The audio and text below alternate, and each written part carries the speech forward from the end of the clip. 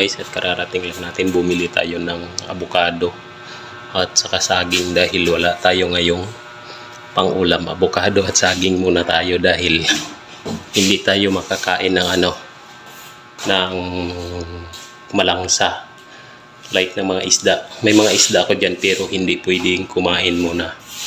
Kakarating ko lang, nagmotor ako, bumili ako ng, akala ko 5 ang nabili ko, 4 lang pala yun. 4 na avocado at saka isang piling ng saging. 60 ang isang piling ng saging is 60.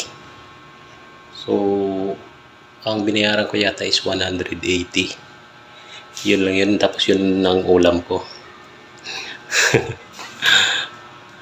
Pero maganda naman siya. So let's go.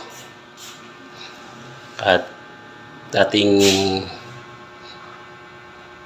titingnan ang ating binili para sisilipin natin ang ating mga binili prutas at yun ang ating magiging ulam. Mamaya ay saging ang ulam ko dahil hilaw pang aking avocadong nabili, wala silang hinog na. Okay. Ay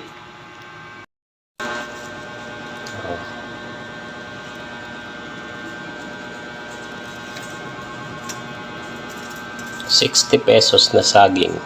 Yan. Ayan ang 60 pesos na saging. Tapos meron akong avocado na isa.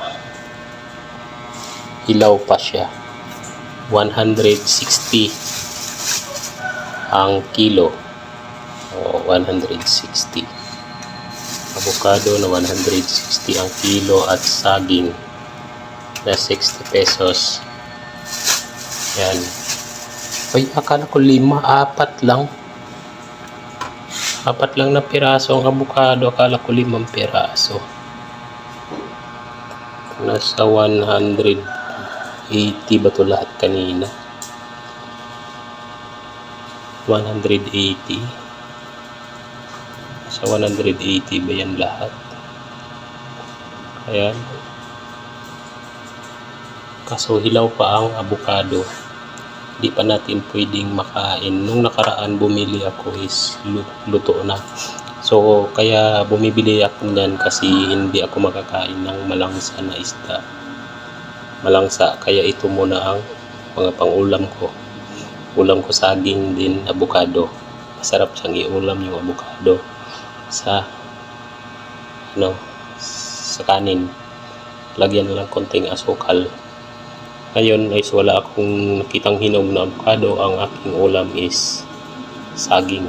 Ayan, saging. Saging na yan ang aking uulamin mamaya.